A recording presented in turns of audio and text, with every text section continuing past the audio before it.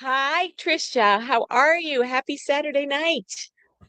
I just realized it's our 30th episode, Crazy. which, I think it's pretty cool. Everybody's got to start somewhere, right? And now we're like 30 episodes into it, so I know it's very cool. And then we'll talk about this too, but this is our last Saturday night. We're moving to Monday night to be in a lineup with the Beer at the Parade and Conspiracy Therapist. We're going to have a little Monday night lineup. So that's really super cool. yeah, we're going to be the girls in the middle. We'll have Yeah. beer, and then we'll lead into Labor of Love, and then we'll raid into Sean, the Yeah. How conspiracy cool. therapist. That's going to be so cool. What an awesome Well, Monday night. it's going to be a great Monday night. Well, this is the greatest way to kind of have a send off of our Saturday night. Um, I I interviewed Sheriff Mack back on episode 40. If you all should check it out because his life story is incredible. And back then, he told about his story about his wife and how long he's been married. And I was like, oh my gosh. I said, could your wife come on Labor of Love? So, you know, and at the time it just didn't happen. And then I thought, I'm just gonna try again and reach out to Sheriff Mack and see if he wouldn't mind if the two of them would come on and tell their love story. And he said, yes. So I was like, woohoo, I'm so excited about that. So I can't wait because it's just such an incredible story. And I'm excited to talk to them and hear about Sheriff's new book and about their life story. Should we bring them on? Yes. Awesome. Fantastic. Hi, Sheriff Hi. Mack. Oh my gosh. This is so cool. Sheriff Mack and Dawn Mack. What a wonderful honor it is to have you both with us tonight. Thank you. Thanks. This is amazing. This is my favorite subject. How I met my wife and how she kept me.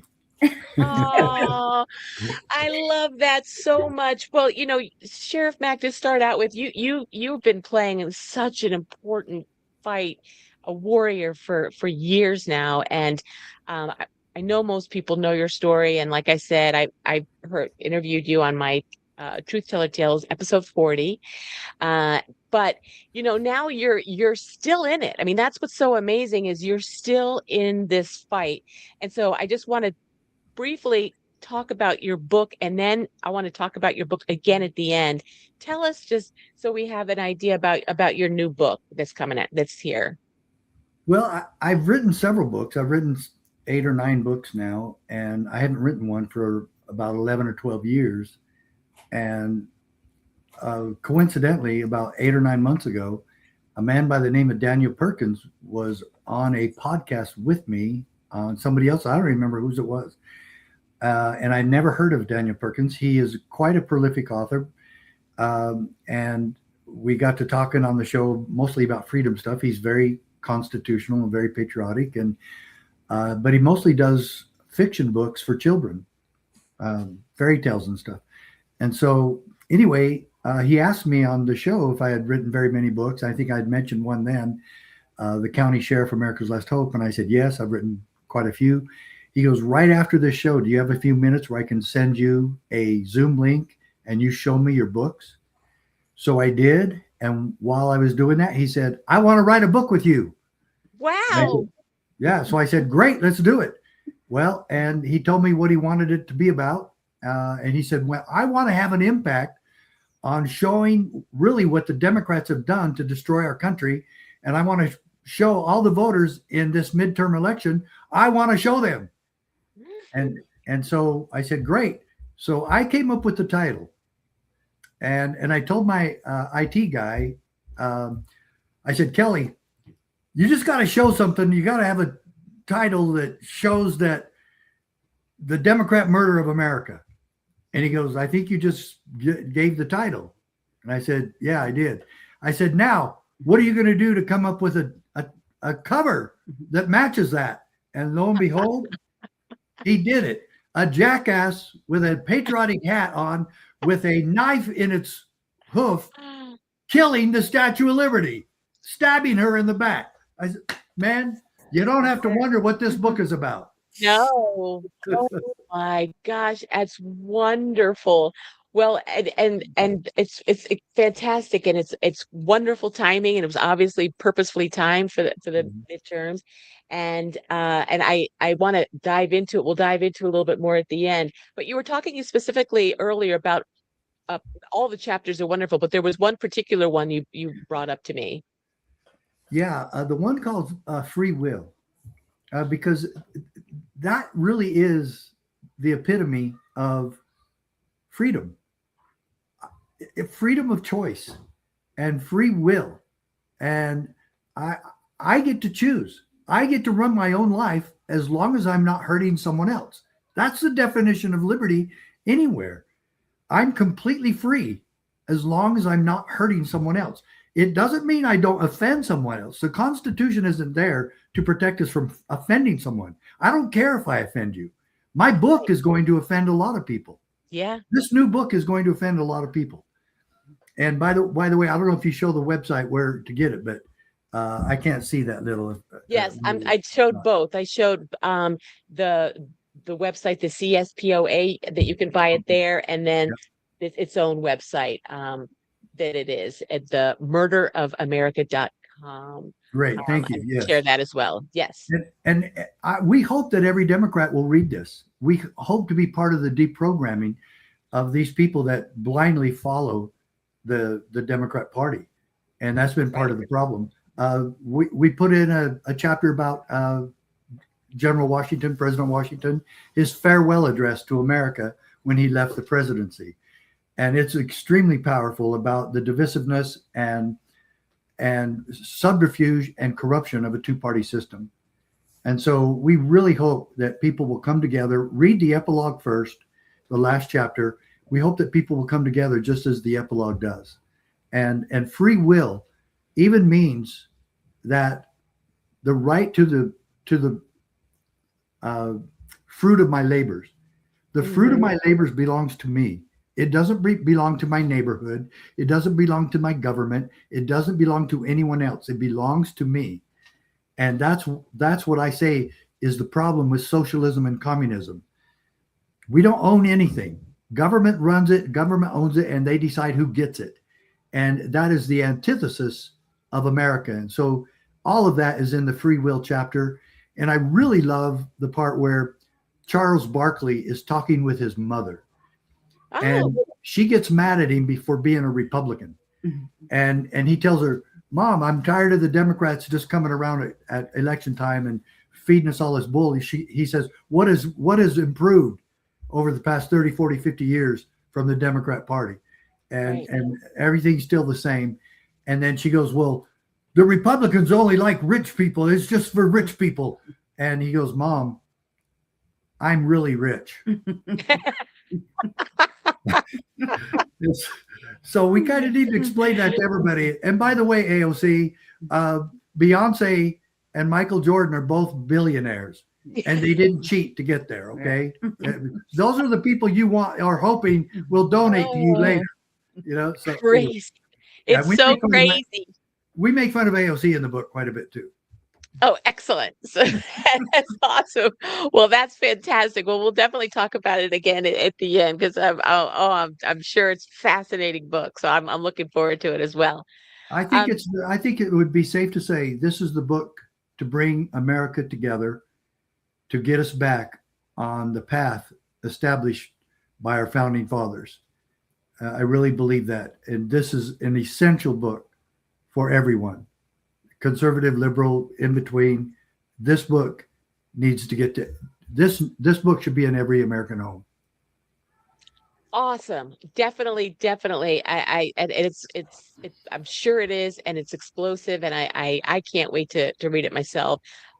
So it's everything is divine timing, and this was obviously a divine timed book for sure. Yeah. You know. So now I want to hear the story of Mr. and Mrs. Mack, and hear how that all started. Let's start back at the very beginning, where the two of you first met. Go ahead. Well, Tell them where we first met, where we first saw each other. Well, We yeah. didn't really meet, He- but where we first saw All each right. other. He was working for the highway department. And in our small town areas, there's only one road to each town. So I was going to the larger town to go to I don't know, I think it was piano lessons actually. And he kept on holding up the slow or stop sign when I would come. And then he was just, And that wasn't even my job. I just, every time she came by, I saw the sign and I grabbed it. So I'd make her stop. anyway. And my parents lived in one town. We lived in one town and they worked in another. So we were always going back and forth. It wasn't that I was just driving up and down the highway so in hopes that he'd see I don't me. know if she was checking me out or I was checking her out, but I know what I wanted. I wanted was to see her. embarrassed. I was kind of embarrassed to sit there like, what do? You know, and the guy's holding the sign. But that's when we first saw each other. But I did know him already.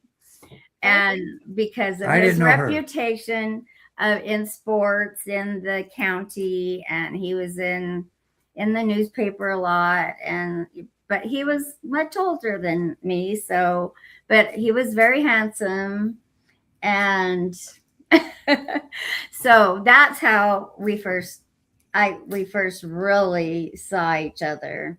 And then we were at a dance that same night. Same night. After I made her stop all day on a Friday night, that night was a church dance. And he said, I saw you today. And I said, I saw you too. And I didn't think he would ask me to dance because I thought he knew who I was.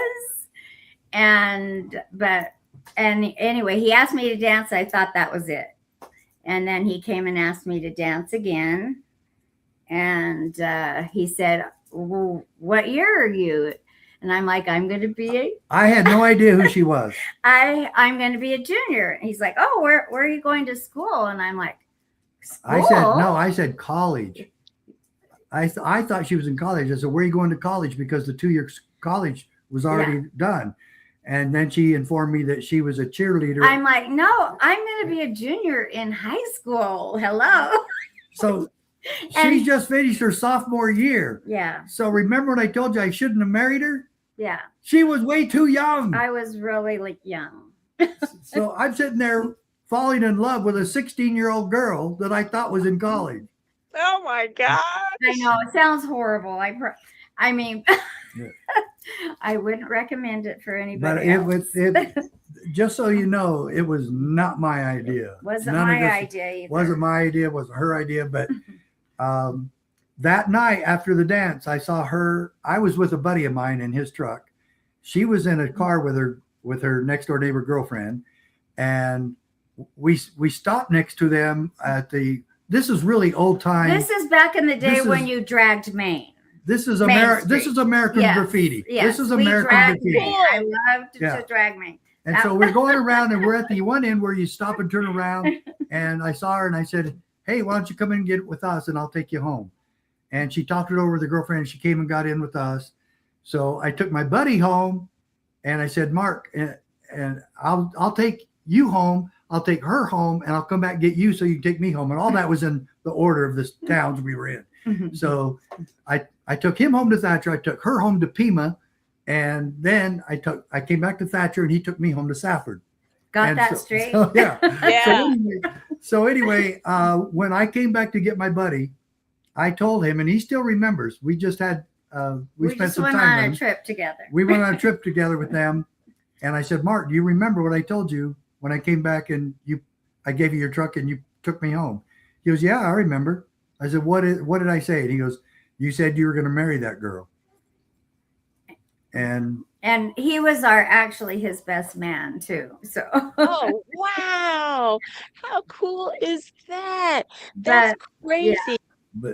So I was like really young, and I thought that was the end of it. Plus, there was another reason we probably shouldn't have been together. He dated my sister-in-law like for when they were in All high through school. high school. All She was through high school. her sister-in-law married That's her how I brother. knew him as well, Yeah. because she talked about him a lot. She was my high school sweetheart, but her brother married her. And so I wasn't trying to marry into that family No. at all. Oh Good idea. my gosh, that is crazy. So you that don't was need another you don't thing. need General Hospital here. No Yes, General- seriously. And actually, speaking of General Hospital, like when we started to get serious, literally the town of Pima, the people were really upset that I quit cheerleading and was getting serious with him, and his friends were mad at him and just like, you have gone off the deep end dating that young girl, and they literally treated me terrible. So it was kind of like, what is going on with him? And at first I told her parents what my intentions were. And I said, we'll wait 2 years till she gets out of high school.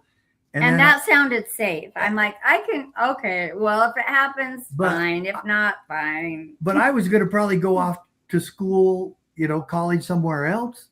And I couldn't see having a long relationship with her, long engagement and a long distance relationship.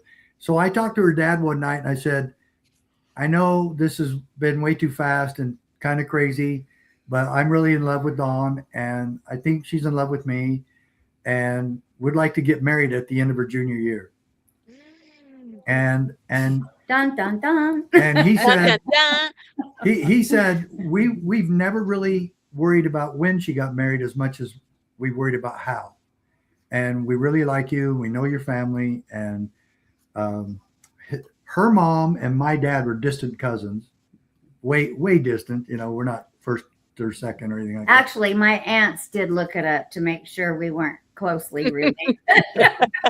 But my mom and dad were very much against it Yeah, oh yeah, they tried to talk me out of it. until we got married, and then they really loved her, really loved her. I have She to was admit, a- I ended up being one of the favorites. yeah, she was the favorite, no question about it. But so I it won was, them over. it was tough going, and then I got suspicious of her subterfuge, Oh, sure. because I believe that she wanted to go finish her senior year and have me help her with her homework. And I didn't have very many. I She only, only had 2 classes left. Yeah, so I only had it was one easy. credit to finish high school. So- So it was like, So, I mean, that's that. So how was that at the beginning? Because you're going from being kids, basically to Yeah. being adults and married. I mean, Well- how was it? my parents taught us how to work. I mean, I knew how to work at a young age. And I honestly don't think if they would have taught me how to work and be independent, there's no way I would have been able to do it. Like, they taught me right. It wouldn't have For worked. sure. It wouldn't have worked. But the main thing is she knew how to make my favorite meal, enchiladas. Yeah. And I love did. enchiladas, and she did, and she knew how to cook. She knew how Yeah, to cook I mean, really I well. learned how to cook. I But- knew how to do everything. But this getting married when we did yeah, presented another problem, because we had children right off. we did. Oh, That didn't- wow. was a We got problem. married. We got married May 20th, 1975, and we had Josh March 9th, 1976. And it's so funny because So- after I had Josh, his mother is like, "Oh, good, you made it past the 9-month mark," and I'm like, "What? Are you kidding?" I'm like, I didn't even know she was counting. Everybody Oh. was. That was the problem. All of my mom's friends. I didn't have a clue. I'm Yeah. like, that wasn't even. Yeah. I was Oh, worried about it a little bit, but she did. Well, I was. she wasn't worried about it, and we both knew that I guess it was a honeymoon baby, but we weren't worried about it. But my mom was. I guess she was. I didn't know she was until she said it to me. But I think it solidified our relationship, and I look back at it and said it was great. We loved it, and I'm glad we were parents right away. And I'm 5 And years I'm glad- older, yeah. and she was young. I'm glad I and- had my children when I was young, and when I had energy. she was done having kids by the time she was 29, and no way. yeah, Right. Yeah, crazy. Wow. And you have four. You have four. We're 5. five. 3 boys Five. and 2 girls. Wow. And they said it wouldn't last. I think there were bets in the community that Yeah. just and it's 51 years now actually. So Wow. Mhm. Yep. Yeah, and so 5 kids that quickly. Yeah. That you it was that fast. it had to have been just chaos at your house, was it? Or I were got you one on pretty that strict? too. It wasn't. Well, I mean, sometimes it was hard. because yeah, one no time we were sleep. over at our neighbor's house and they had 3 kids and we had 3 kids there and I'm looking over at my wife and I'm going, how did we ever do that? And she responded correctly. She goes, we didn't. Yeah. And she was right, because when I was a rookie cop, I had 2 part-time jobs and I moonlighted and I was working overtime at police stuff and she was a great housekeeper. She was a great mother. She was a great wife, and we just loved it. And we were poor and Yep. we worked hard and we loved each other, and it was great to come home. And like I came home for code 7, which was I'm on patrol, and code 7 is lunch and you get 30 minutes. And I came in and I heard her tell Lucy, our 3rd child, our first daughter, she was, daddy's home, and she run up to me and jumped into my arms, and I loved that. I loved it. Yeah. Dawn, were you ever nervous him being out on patrol?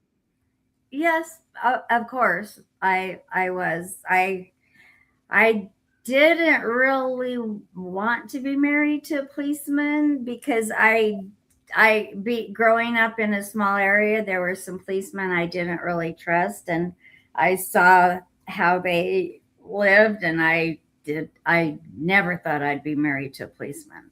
But It was a good Yeah, department, and it was a lot of very good good. camaraderie and a Yes. lot of good guys who believed in the same things we did, and yes, we're still friends with some of those yes, guys. But the worst thing was when I went undercover. undercover was the worst. Oh, tell us That about was probably that. the hardest of our whole married life. I had to assume a different name. I had to live in a different place. Sometimes she would meet me there and come by my old cockroach infested apartment. We would go And- to dates at the drive-in movie. We could not be seen in public, so we'd go to the drive-in. They don't have those anymore. But yeah, that's all gone. We But would- it was so hard. he I mean, it was so couldn't go to hard. church. Couldn't be seen with my kids. We had 3 little kids. Josh was 6.5, so he had ball games and stuff, and I couldn't go to any of that. Never So went to that church was together. hard. She was essentially a single mom His grandmother, all the time. actually, she would take turns moving in with the grandkids and spending some time. And she asked if she could come and live with us during the time he was undercover. And she was actually a heaven sent. Like, she was like a little angel, because she's so spiritual, and she just really, she was like, how old was she? Like 80, 75, 80? Oh gosh, yeah. Anyway, I'm sure she's she like, was I that. can't do much, but I can do the dishes. And but our children just loved to gather around her knee, and she'd tell them stories, and they learned to, help her and be respectful. And when I finished undercover, it was Was this one just of for the one happiest- case? Was What's this just for No, one no, case? it was or- 6 Uh, months. yeah, but actually. we had about 48 different cases. Yeah. And so Wow. what the assignment was, I pretended to be a cab driver, and we put a cab meter on it and a Provo taxi cab on the top. And so it was a good cover, and it got me into bars, and I would hand my card out to people, but it was the whole operation was to get a lot of them. And I worked some cartels and made some arrests there with some Latin American gangs from Mexico, the Mexican mafia. And His but cover most he was part Hispanic, because he speaks Spanish so well. yeah, so I told Yeah. people I was half Mexican and half gringo, and so I could share, get into people with my language. But it was the happiest day of my life when I was done. Yeah. I hated every bit of it. I had to drink, I had to smoke, and I had to smoke marijuana. And I never smoked marijuana in my life until I was a cop, until I was undercover. Wow. Yeah. And so it was Wow. totally foreign to me. I hated beer with a passion, and I had to sit there and drink it like I liked it. I never had a hard drink in my life until I was undercover. And that was a big shocker too. And so it was just totally opposite of who I was. And it really was the happiest day one of the happiest days of my life when that finished. And we just took the kids to Disneyland and got out of town for a while. And then I still had to spend another 5 or 6 months developing all the cases and getting to court with all of them. Well, Yeah. how did that come about? I noticed that you had actually attended, let's see what I have in my notes, the FBI. The FBI National Academy. That's an invitation to all law enforcement professionals to go to the exact academy that the FBI recruits go to. But before he did that, he was a policeman, as you know, and they asked him to be undercover because he was so clean cut, and all of that was foreign to him. They don't want somebody that likes to do that stuff. They used to do it with the cops that like to party, and they didn't get much work out of them because they partied too much. Right. And those of us who hated drinking and partying We're more just spent time successful. on work, Yeah. so. But after moving forward, after he was moving up the ladder, the reason he went undercover, so they would consider him for when there were promotions, and that worked, and it did work. And so we were willing to make that sacrifice. And then my mother called and said, we need a new sheriff back home. And this is about 4 years after undercover. Yeah. And I'm a school resource officer, and then I right at that moment I'm a detective. Yeah. And we loved where we lived. We loved our neighborhood. He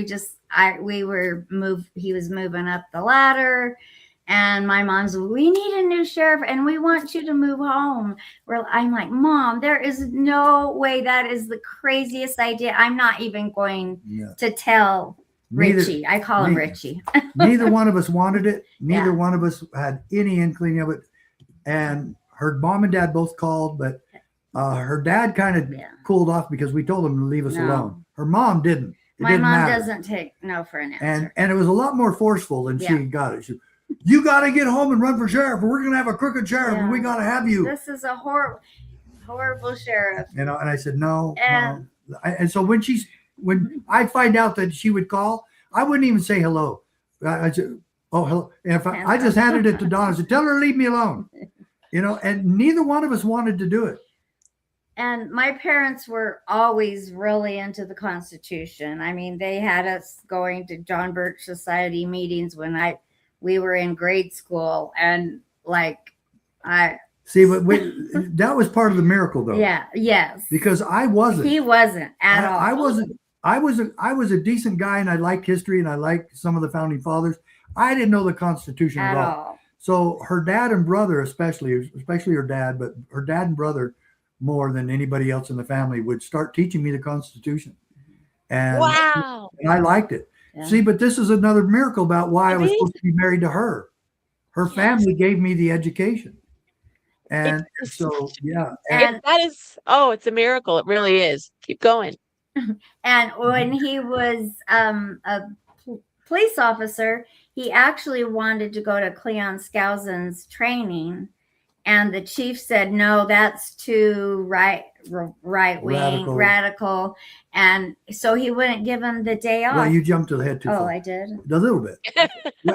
At this very time that I'm starting to worry about the oath of office and the Constitution, and why do we have the Constitution, why we have government, I'm doing my own research about that.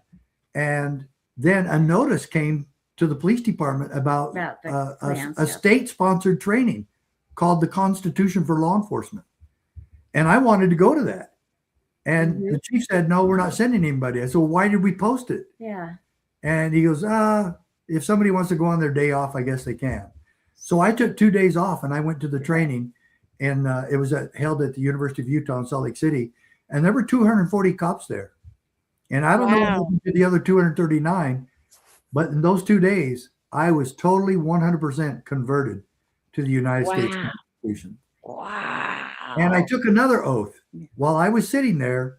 That it was towards the end of the day on the second day. And this was one of the best teachers I've ever had in my life. He was so powerful. And I said to myself, I will never be on the wrong side again.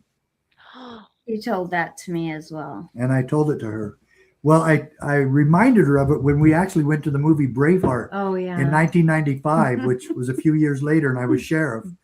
And I told her, I said, Robert the Bruce told that to his father after he betrayed William Wallace. Yeah. And he got mad at his father for saying it was okay. And he had, and he said, like, oh my gosh, he that's told what his you father, said. I will never be on the wrong side again. And I turned to her and I'm said, like, that's exactly what I said. I'm like, oh, you told me that when you went to that training. So it was really interesting. After the training, is that when you took a change of heart about becoming possibly running for sheriff? No. Well, not yet. he got an extradition to Phoenix, and he went early so he could drive home. It's about 2.5 hours. But from all of this, Phoenix. after I really got converted, all of this going home to sheriff is about 5 years later. 5 years later, yeah. Mm-hmm. Wow. And so he Were you dodging her mom's calls for 5 years? No, no.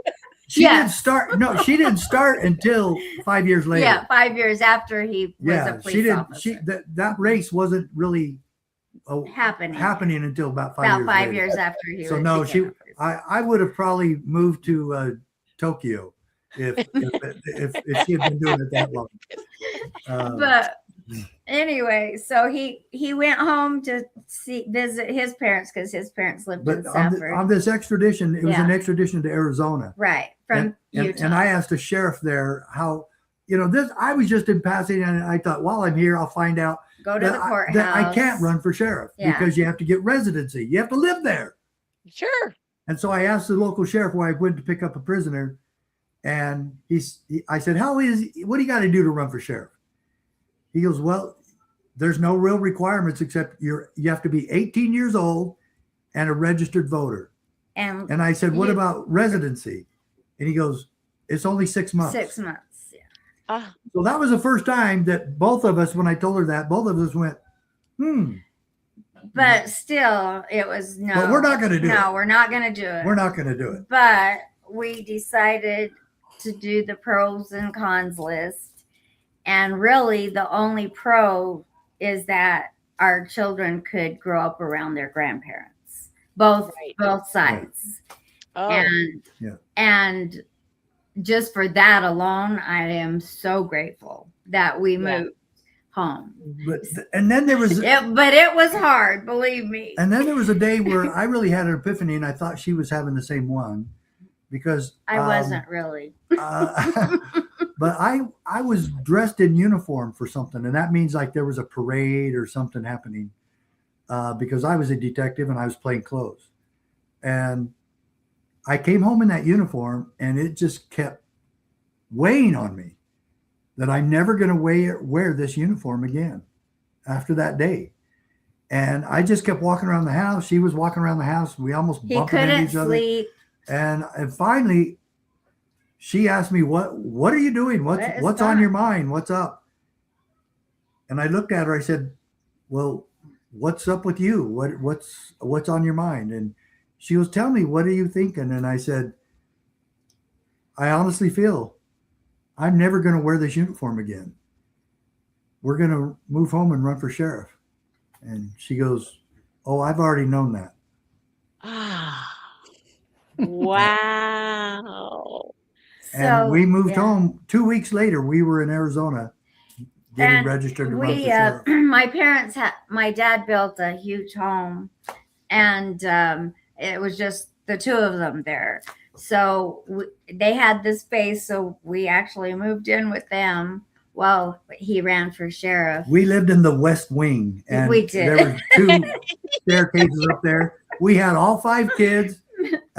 Jimmy was a baby, and we moved in with them because what was I going to do? Buy a home?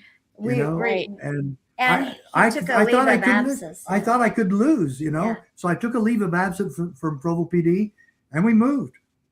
And yeah, And boy, did the opposition, and it was heavy. I've never seen so much opposition in my life running for office. It was that was horrible. Like for all of our kids, like even the teachers at school were like kind of horrible to our children. they would badmouth me in front of my kids. So bad. And our kids would say, "Are we good people?" Like, Oh, you know, wow. because bad things about Yeah. him, and then the guy that was supposed to win sheriff, oh my goodness, it was like his friend was like one of the most crooked cops in Safford. Everyone knew it for years. Even when I was a teenager, everyone knew his undersheriff was going to be this crooked cop. And boy, I mean, the threats started coming even to me, like little subtle threats, like at meetings and to my sister and family. And like, it was a really hard. So we won the primary barely. And that was a miracle. And then we beat the incumbent in the general. Yeah. And then in 1992, I was reelected. And then a year later, just about 13 months later, she and I are watching TV, and we saw Bill Clinton signing the Brady bill into law. And we were just kind of laughing at it. And for some reason, he used 13 pens. I don't know why. All I know is he used 13 pens. We need to look at it. We'll have to look that up. And he said, the Brady bill will make our country so safe that even our nation's police won't need to carry guns anymore. Oh my gosh, this Billy Bob he's an entertainer. And so then we didn't think much of it, but on January 21st, 1994, I had a Sheriff's Association meeting in Phoenix, and 3 agents of the BATF were there, and they introduced the Brady bill to us and gave us a 25-page document that detailed our marching orders from the White House and Congress, ordering every sheriff in the United States to conduct background checks on prospective gun buyers in our counties. And that if we did not do it, we were subject to arrest. Wow. Subject to arrest. First time in history. First time in history where a stupid, unconstitutional gun control law demanded and commandeered that sheriffs obey and do it just how they said. And so I became the first sheriff in American history to tell the federal government to shove it. I'm not doing it. And I was alone for about 6 weeks until Sheriff Prince joined from Montana. And then 5 other sheriffs joined from states from all over the country. But when he decided to do that, he drove home from the meeting, and he was like, he knew he wanted to say no and sue the Bill Clinton. And he came in and told me about the meeting, and he said, I think I'm going to sue the federal government. And I'm like, ugh! And I like flew back on the bed, and I'm like, ugh, maybe this is why you were supposed to be sheriff, because we wondered, like, 5 years had gone by, nothing. Why such a miracle? I mean, we hadn't lived there for 12 years. 12 years, and he was elected sheriff. Yeah, and it was such a miracle election. And so, like, well, maybe this is why you were supposed to be sheriff. And then 2 days later, I told my mom what I was doing, and she said the same exact thing. Maybe now why, Richard, we know you were supposed to be sheriff. Yeah. And yes. Wow. And and the timing is amazing, because you obviously had to be sheriff for a while. You had to have gotten comfortable, understood what you were doing, be there. And so that way you had that confidence. But the negative is the lawsuit cost me my 3rd election. Yeah. Oh. It cost me everything. But he wouldn't be doing what he's doing now if he would have won. She said, well, we weren't really looking for a job when we landed this one. We're supposed to be doing something else. Yeah. So Right, the right. miracle of that is, since that time, I've written 8 or 9 books. I've been to all 50 states, and I've done And our presentations in children 48 have been states. all over. My traveled children have been them. with me. When I got asked to be on the Phil Donahue show, they called me and I said, it's Lucy's turn to go with me on a They trip. would take turns going with So them. I would take one of my kids with me, and it was great daddy son time. And it was Lucy's turn, and they said, well, we won't pay for Lucy. I said, okay, well, you can get somebody else, Yeah. and no problem. 2 minutes later, she called me back. She goes, we have a ticket for Lucy. So we went, and we didn't even spend any time there. We had like 3 hours to tour New York City and then get right back to Arizona. So, But- so was it the Phil Donahue show? Yes. How was he? Well, that's one of the reasons she told me not to go, because I she did said, not. Phil Donahue will rip you up and tear you apart. And I said, no, I want to go. I'll do the same to him, but he was amazingly quite respectful. But Sheriff Prince was there. Sheriff also. Prince and I both were there, and he said, I'm not going to discount your constitutional concerns, even though he was really pro gun control.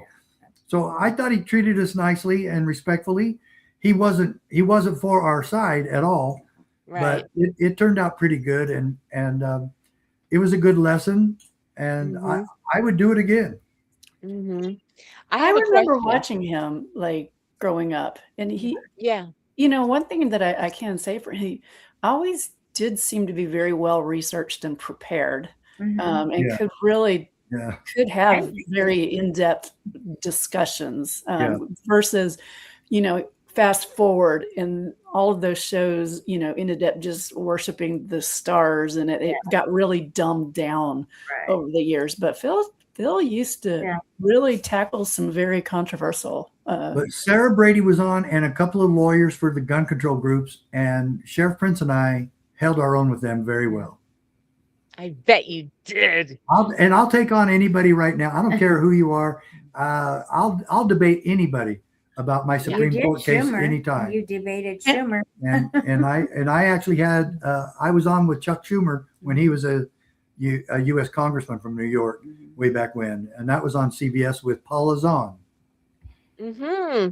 That's so fascinating. I seriously, what a life. So but I want to go back, because you said that when you were running for sheriff, the opposition was so terrible. I mean, because you were running against crooked people. Yeah, I wasn't one of the good old boys. Yeah, and usually people like that don't go away quietly. Yeah. So what happened after you won? Did they go away? No, they stayed after me. They did. And that crooked cop that she was talking about that was going to be the undersheriff, he and I had to have a little talk, and he came over and we went outside, and he said, I want to call a truce. And I said, okay, I'm going to just tell you this way. You stay out of my way, I'll stay out of your way. But if you ever break a law, I will come after you. Okay? And that was our agreement. And he calmed down, and I stayed away. I stayed out of his way. He stayed out of mine. And, I had a reputation for being really clean cut, and that I wasn't going to do any deals for anybody that was crooked. And I didn't. And so we lost the third race. I was really mad at God. I didn't like, I've done everything I was asked to do. You told me to do all this. I did it. And I endangered my family. I endangered myself. And we had all these threats and fights and battles. And now you're kicking me out, And then, so I moved back to Utah. And this is a real crazy story in and of itself. And I ran for Utah County Sheriff. Yeah. And I won the county convention 2-1 over my opponent. And I had momentum. The polls showed it was really 50-50, and He was my going to be opponent sheriff. thought I was going to win. He even told me that to my face. And Everyone did. guess what? 3 days before the election, and 3 days we won the on case. weekend. We won the case at the United States Supreme Court against the Clinton administration, June 27, 1997. This election was June 8, 1998. almost a year to the day later. And here came the IRS and FBI, raided my office. She was the receptionist in that, and she called me on my cell phone or my pager, whatever, probably a pager back then. And she said, the FBI and IRS are here and they want you to come here. And so they put my name on a search warrant aimed at a client of mine. The second name on the search warrant. And I'm like, there's nothing on my name on this.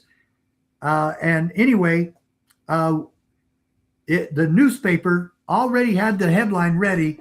Sheriff Mack raided by the FBI, and it was the biggest headline I've ever seen in my life. On the weekend, it was completely ready before the election, and so I lost all of the undecided and a few more. I got beat really bad, and guess what? After that, the FBI and IRS never said a word to me. Ever. Never came. No charges, no indictments, no interviews, no depositions, nothing. They got what they wanted. And I've never served in law enforcement a day since. And he even said, why couldn't you wait until next week after the election? And they said, oh, we don't get involved in politics. And I said, then why didn't you wait? They had 2 weeks to serve the search warrant. They served it at the most opportune time to do me the most damage without me having enough time to do damage control. So they're bad people. Bad people. You brought up the fact that he went to the FBI Academy and he did that while he was sheriff, and they gave the opportunity to sheriffs and who else? Law enforcement professionals worldwide. My roommate was from Seoul, Korea, and he always wanted to get in the FBI because his father was an FBI agent, retired FBI. But never worked out. It was not meant to be. It was not meant to be. But I think she played over this a little bit too much, because if she had told me no that day I got back from the meeting in Phoenix, if she had said, "Oh no, we can't do this," and no way, we got 5 kids, we got to think of them, and you're going to just throw away this job. She didn't say any of that. But now we know why you were supposed to be sheriff. If she had said no, this lawsuit would have never happened. That's amazing. It's all so miraculous how our stories are written and how they're interconnected and exactly how it's so beautifully written. We want to do a movie about this. So if you know anybody with the money to put up for the movie, I do want to make a movie. Okay. I've had several people talk to me about it, and one guy even says he's going to start raising the money. But I had a producer of movies interview me one day, and he goes, "Oh, we got to do this." But I guess they never raised the money. That was about 2 years ago. Oh, what about Mike Smith, who did Out of Shadows? Seems like this would be a great project for him. Tell him to call me. You can give my number or email to anybody you want. Okay. I have a question. You mentioned when you didn't get elected and that you were really mad at God. Tell me about that process and when you weren't mad at him anymore and how that came about. Well, it's kind of hard to stay mad at God. But I was, and her attitude towards it all just really soothed me and made me feel better about it. And I knew God's will is what's important. But I love that job. It was my favorite job of all time. And I was supposed to be just then getting a big raise. So the guy who beat me got the raise. And that was my hometown. That was her hometown. Yeah. Wow. And they sent me packing. And I understood it, that's politics. But I wanted that job for another. I think 10 years. Everyone thought he did it for the attention because as soon as they put it on the AP wire, the local radio put it on the radio, the AP wire that he was going to sue the Clintons. Our phone started ringing like you would not at our house, and at the sheriff's office, and that news agencies came from all over the world, like to interview him, and he would go and be interviewed. He would always go on the weekend and get right Well, back. and a lot of them came to Safford. Yes. You know, But people thought he just wanted to be on TV and Yeah. was doing that for fame, and he wasn't, because I mean, even now they're still trying to chip away at the office of sheriff because they know that's the last line of defense is in your county. Right. Yeah. So Wow, that's all just, I mean, when you're dealing with the Clintons, boy, that's some pretty serious. well, you know my one-liner there, right? It's an obvious one-liner. Yeah. I sued the Clintons, beat them, and lived to tell about it. Yes. Yeah. I was Well, I was going to say you made quite an accomplishment of avoiding the body bag count. yes. That's another miracle. Yeah. another miracle. Well, I'm just so enthralled by all this. Well, I want to show some pictures. I want you to talk about them. Okay. Oh, So I have some what did you say? pictures. Oh, That's Grammy Cora. that's who lived with us. Yeah, with the hat. That's Grandma Cora. And then My mother yes. to my left, and that's at a meeting for Memorial Day where I spoke at the Veterans of Graham County event that was at a cemetery just outside of town, and my mom and my grandma went with me. Oh, I love her hat. Yeah. I love She it. always had that hat on. Oh, I love Some sort. that. Oh, yay. out here. And in the middle of those 5 beautiful girls is the most beautiful girl in the world, and that's the little cheerleader I married. I love that. That- So cute. That Are was those cheer camp. stock? Where was that? The cheerleading camp. Like you go to a week Yeah. cheer camp. Yeah. Of Anyway, course. that's Pima High School cheerleaders, and We had a lot of fun. And the knee-high socks. It looked like Yeah. striped knee. Yeah. Yeah. Well, you had a different like outfit each Yeah. day. Like, Oh, I love that. So pretty. ooh. and that's just a That's at few the months. EA. I think that's the Eastern Arizona College Yeah. prom, and that's just a few months away from us getting married. We're already Oh, my. engaged, and I wish See, I still. I was like a baby. I wish I still had that swear. suit. What a good-looking couple. My gosh. You Yeah. make such a good-looking couple. Oh, my I have goodness. to say this though. She can hit me later if she wants to, but I was enthralled with her beauty, and it mesmerized me, and it still does. Oh, I love that. That's so awesome. It really is. True story. Let me do another one here. That was actually an election. It was an event. Yeah, this one. Yeah, this is a black tie event during or right after the election. During Might have been during. it was during But the look- election hadn't even taken place yet. Okay. Yeah. But look at that beautiful girl with me. You Hi. too. And there is quite a height difference. Yes, there is. I'm 5'2". Well, I used to be 5'2". I shrunk 2 inches. Even with your high hair, you have high hair. Yes, everyone thinks I'm from Texas or I'm Dolly Parton because I love it so much. And that's a little family trip we Yeah. took to Hawaii a long time ago, about Yep. 22 years ago. Mhm. And you can see what beautiful kids we have. Oh my gosh. That's What? before any of them were married. So Yeah, Oh, nobody was married yet. wow. Wow. So probably one of the last trips before other, people yes. were. Yep. Mhm. Oh, wow. That's so cool. I love And- this. That's adorable. Still nobody's married Yeah. there either. Lucy, she organized that picture. That's great. She organized. She's the Which one's organizer. Lucy? The far right. yeah, On the trike. yeah. And that's whose house we're in right now. Rich has his hand on her shoulder. Okay. Okay. I love that. That was such a cool idea. That was adorable. Oh my gosh. And me, Oh. this was at the 110-year anniversary of Safford High School. Mm-hmm. And that's my beautiful cheerleader from a different school. And then my old basketball coach. And he just passed away recently.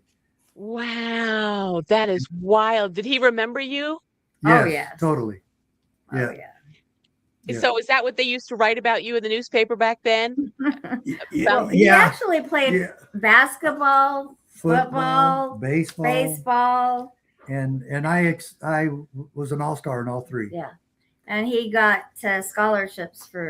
And my basketball coach reminded me that very day. He says, "Hey, Mac, do you remember when I told you that your girlfriend and Bonnie, my who's now her sister-in-law. Bonnie," he says, "I told you to get out there and make those free throws because Bonnie wants you to make those free throws." And I said, "Yeah, I remember, Coach." Oh my, that is crazy that your coach is reminding you of stuff that happened. You Yeah. know, Yeah. that is wild. Oh my gosh. I love that. And that's our 50th. 50th anniversary with all of our grandkids, Except three. except three that didn't show. Oh, so you have 3 more than this. Yeah. 7. That's a lot. This is the 12 that made it to our event, and Wow. we love every one of them. Wow. Are they from all 5 of your children? Yeah, our youngest doesn't have Youngest any has never been children. married, and Yeah. he's never had children yet. So, Okay. Wow. hoping Look at that. Maurice. Oh, beautiful, beautiful family. So how old is the oldest grandchild and how old is the youngest grandchild? Libby, He is going to be 19 on July 4th. or is she going to be 20? Or is she 20? Oh my God. He's going to be 20 on July 4th. Yeah. Oh, yes. Yeah, that's And right. then Mac is on the is- bottom left. He's blonde, and he's standing at the bottom left. And Aw. he's 7. Oh, so cute. And he's Beautiful named after family. me. Yeah, Matt. His name is Mac Wilkinson. Oh my gosh, I love it. So you have to tell us the story about your first grandchild that was born July 4th. Which Oh, one is boy. it? She's on the very Liberty. far left. Yeah. Libby's got glasses. Okay. And Yeah, she's I on the see. very far left. Yeah. She was, oh boy. We were so excited. Well, our son-in-law's from Canada, so he was hoping that she'd be born on Canada Day. That's July 1st. Yes. July 1st is Independence Day for And Canada. I'm like, yay, America So, won. America won, and we were at the hospital. We drove all night. And got up there. We and- barely missed the delivery. But when they told us that her name was Liberty, oh, he that's cried. one time this sheriff He cried. cried. That's Oh beautiful. my, I on love that July name. 4th. Yeah, and when she was little, we would show her the Statue of Liberty, and she would say that she is the real Liberty. That's not the real Liberty. She's the real Liberty. And we always promised that we would take her there So, someday, and yeah. we did when she was 12 or 13. 12. Yeah, we took her to We New took her York to New to York. see the Statue of Liberty. That's beautiful. I mean, you can't make this stuff up. You know? I know. I Nope. just We've got Yeah. a heck of a movie to make. Yes, you really do. Well, I got to put my thinking cap on because I'm a member of the Screen Actors Guild, so I know a couple of people, but I think Tricia, who she said is a good fit. So we're gonna do some investigating for this because it would be a great story to tell. Oh, well, this has just been, honestly, and this was just the highlights of your life. You both have had to have just been through. When you reflect back, so many decisions, now you can think back and think, of course that's why that happened. right. Yeah. Of course that's why that happened. But in the moment, you don't Right. know, Yeah. right? Right. No, we didn't. Exactly. It took us years to realize how important her parents are to tell us to move home and run Yeah. for sheriff. Yeah. And how they started that. And my father always knew that the sheriff was the most important elected official to protect each county by county, state by state. And that's what my books are about now, is taking back America county by county. And that's why we've written the book now. And we really hope to bring people together. The title doesn't sound like I'm trying to bring people together. Right. But the title is to get everyone's attention, especially yes. Democrats, because we want them to reach out with us, and we're totally willing, the left and the right, to meet in the middle and solve the problems that we are facing today. Get rid of the demagogues, get rid of the corrupt partisan politics, get rid of the hate, and let's make America what she was supposed to be in the first place. Maybe you should have two versions. You should have the same book, but just have a different title, The Republican Murder of America. Maybe you'll get Yes, exactly. Yeah, so people have brought that up, but absolutely. I really right now, I can't get over what the Democrats are doing and have gotten away with, including for a murder. long time. And there's actually murder. Yeah. And Yeah. I can't point to a single murder yet where I know a Republican committed a murder. A Republican, yeah, that's true. But I can with Democrats quite often, and we do in the book. That it's irrefutable. It's really crazy when you think about all of the news and all of the headlines and all of the tragedy and the unrest and the violence, and then when you understand the underlying cause of it, it's not that it's human nature or these things happen. So much of it is by design. And it's so unnecessary, and it's going to be so awesome when there's something else. Another chapter that says in the book, we've gone too far, including AI and other things. We've gone too far. We've got to go back. Absolutely. And it's murderofamerica.com, murderofamerica.com. And we'll have that in the comments. So people can just click on the link, and it's the Democrat Murder of America.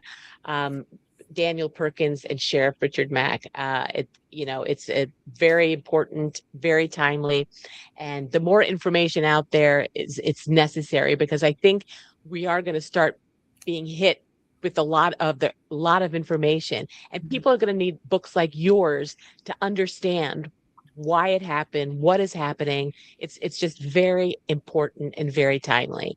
What you can do about it. Yes. And precisely. I mean, the journey that the two of you have been on, and it had to have been the two of you together, as Sheriff Mack said, because he wouldn't have made certain decisions, and that really shaped, you were a part of shaping our history, and your bravery, and you had to have those horrific days of being undercover to withstand, and then being accosted because you were running for sheriff, to withstand the federal government breathing down your neck. I mean, the things that you have had to stand up to together, both of you, it's miraculous, and it's what our country is shaped on. People, heroes like the both of you. So we can't thank you enough, honestly. Wow. Thanks. Thanks for having us. I just got to ask, what do you think's next in your hat? Well, so many amazing things. People still want me to run again, and I don't. If I could do that movie now, I would die a happy man. I would really like to leave that for my grandkids, and I believe that somebody that really worked this out, it would make a hell of a documentary, or it would make a hell of a movie. Yeah, there's so much in it.